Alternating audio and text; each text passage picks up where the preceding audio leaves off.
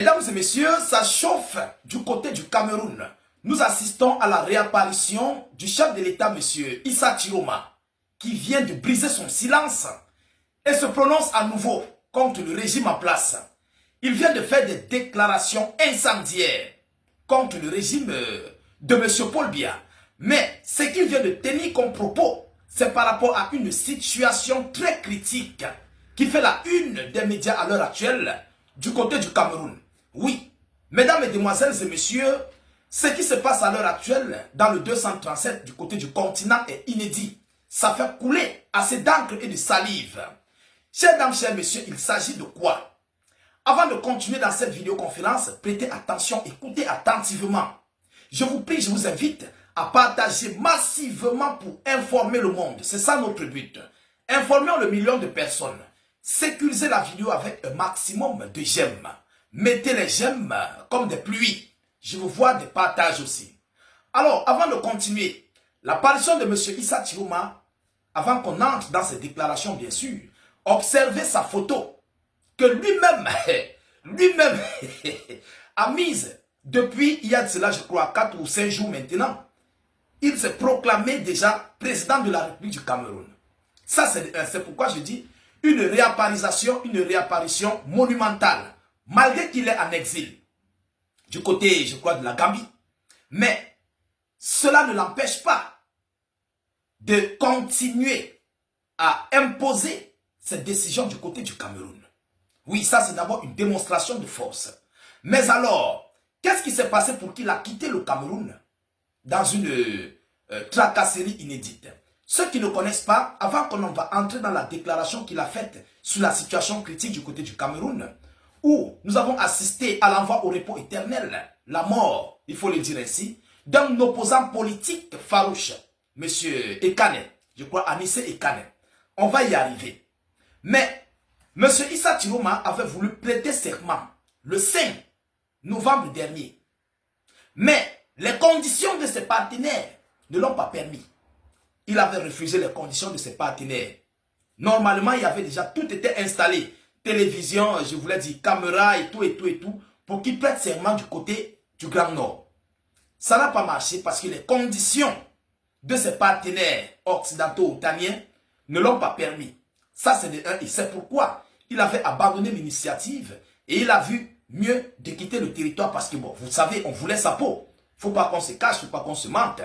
Alors, ça, c'était juste une introduction par rapport à ceux-là qui se posent des questions. Mais pourquoi il a fui, il est parti où il est? Bon, maintenant, revenons à nos moutons. Il a fait des déclarations sur l'envoi au repos éternel de M.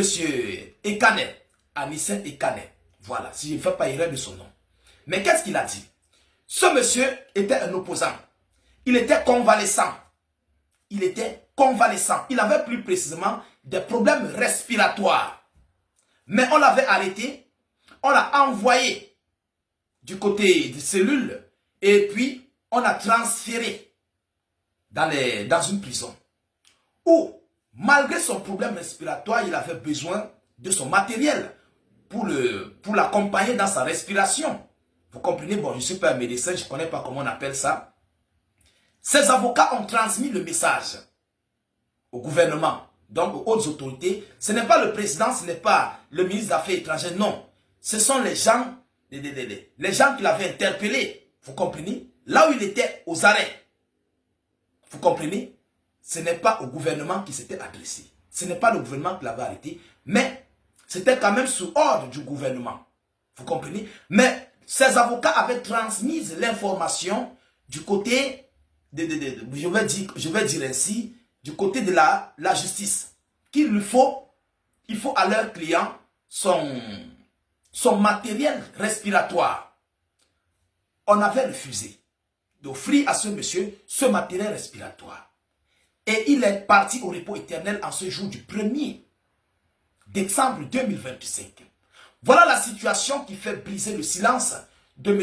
Issa Chiroma et se prononce contre le régime en place. Oui, c'est ça qui fait en sorte qu'il sort de son silence. Et il a fait des annonces. Qu'est-ce qu'il dit dans son annonce, dans son communiqué officiel? Mesdames, Mesdemoiselles et Messieurs, partagez au maximum la vidéoconférence pour que ceux qui ne connaissent pas l'affaire puissent être informés de la situation. Alors, monsieur Thilo m'a dit quoi? Mettez beaucoup de likes et partagez au maximum la vidéoconférence. Selon l'annonce, message officiel du président Issa Chiroma Bakari, QG présidentiel. L'inacceptable mort de monsieur Anicet Ekane, c'est avec stupeur et profonde contestation que nous avons appris la disparition du patriote résistant Anicet Ekane. Une mort dont les circonstances d'une brutalité juridique et humaine inqualifiable soulèvent depuis ce matin une vague d'indignation dans tout le pays. Le Cameroun vient de perdre un homme, moi, j'ai perdu un frère. Anicet Ekane est mort ce 1er décembre 2025 dans les géoles d'un régime qui n'a plus d'autre langage que l'humiliation, plus d'autres que la brutalité, plus d'autres légitimités que la peur, selon lui. Depuis son arrestation à Britaire, il y a plus de 38 jours, rien n'a respecté le moindre cadre légal. Excusez-moi, hein, c'est très petit là. Il y a des difficultés là, c'est petit. Alors, son chauffeur, puis son neveu, interpellés sont sans fondement, ont servi d'appât pour attirer un homme qui n'a jamais fui ses responsabilités ni ses convictions. Connaissant ses graves affections respiratoires, ceux qui le détenaient ont pourtant privé Anicet Ekane de l'indispensable continuité de ses soins. Ses appareils d'oxygénation furent confisqués. Les appareils qui donnent le souffle ont été confisqués. Malgré les alertes pressantes de ses avocats, les protestations de sa famille biologique et politique, rien n'a été fait. Dans une différence glaçante, on l'a laissé s'entendre, lutter pour chaque souffle jusqu'à l'irréparable. Selon l'annonce, ce n'est pas tout. Le message est un peu long, vous allez m'excuser. Mais, qu'on ne s'y trompe pas, ce n'est pas un opposant qui est mort. C'est une voix libre. Un pionnier, une conscience indomptable. C'est l'un des architectes de la transition démocratique. Bon, en fait, c'est trop petit, je ne peux pas supporter. Ceux qui veulent l'information, allez sur son compte officiel, Thiroma 225, sur Facebook. Vous allez trouver le communiqué officiel que lui-même, il a publié. Mais là-bas, il tacle ouvertement et officiellement le régime de Biya. Oui, il n'a pas gardé sa langue dans sa poche. Allez, vous allez lire, vous viendrez me dire, vous viendrez écrire en commentaire. Je vous donne la source pour que vous puissiez mieux aller parce que si je continue là, non, c'est trop petit. Ouais, je ne veux pas porter les lunettes à ma jeunesse. Vous comprenez? Vaut mieux laisser. Alors, ce qu'il a déclaré là-bas, là, c'est grave. C'est une provocation. Une grosse provocation. Non, il n'a pas gardé le silence. Il a parlé très très fort, tout haut et tout bas. Ce que les autres disent dans l'ombre. Mesdames, mesdemoiselles et messieurs. Alors, cette situation fait la une des médias du côté du Cameroun. La une des médias. Comment une personne est souffrant? Il a besoin de son oxygène. Il n'a pas besoin d'une arme. L'oxygène pour lui permettre de rester en vie. Ceux-là qui ont besoin de voir ce monsieur à la barre. Mais s'il meurt, qui serait à la barre? Donc, en d'autres termes, on voulait son repos éternel. Il savait, ces gens-là savaient ce qu'ils voulaient faire. En d'autres termes, c'est ça. Parce que si vous voulez que quelqu'un parle, il se présente à la justice. Vous allez le protéger pour qu'il respire. Mais tel n'a pas été le cas. On l'a laissé mourir. On a anticipé sa mort. C'est ça la réalité. C'est ça la vérité. Même ici dans nos États européens, ce n'est pas comme ça. Ça ne se passe pas comme ça. On protège même le malade. On le pousse même sur la trottinette pour qu'il parte en justice parler. Lorsqu'il part, on l'amène maintenant dans sa cellule ou bien dans sa prison. Mais tel n'est pas le cas. Mesdames, Mesdemoiselles et Messieurs, ça, c'est un problème problématique du côté du Cameroun.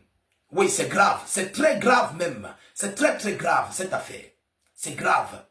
Alors voilà pourquoi M. Issa Chiroma est sorti de son silence et il s'est prononcé. Il a parlé très fort dans son communiqué. Malgré qu'il est en exil, cela n'empêche pas qu'il puisse frapper sur le régime de Biya. Alors je vous parle, le Cameroun a deux présidents. L'autre est dans l'obscription, l'autre est au pouvoir. Du côté du palais présidentiel, tout va mal au Cameroun. C'est grave, c'est gâté. Mesdames, Mesdemoiselles et Messieurs, voilà ici l'information que j'avais à vous relayer dans cette vidéoconférence. Veuillez la partager au maximum, tellement cette histoire me fait rire jusqu'au point où je ne m'en reviens pas. Ouais, je ne m'en reviens pas. Il dit, c'est aujourd'hui que je vois un État qui a réellement deux chefs d'État. Et chacun gère comme il veut. C'est grave. Ouais, c'est inédit. Alors, je vous reviens tout à l'heure pour une prochaine série d'informations. Soyez encore salués une fois de plus. Ciao, ciao.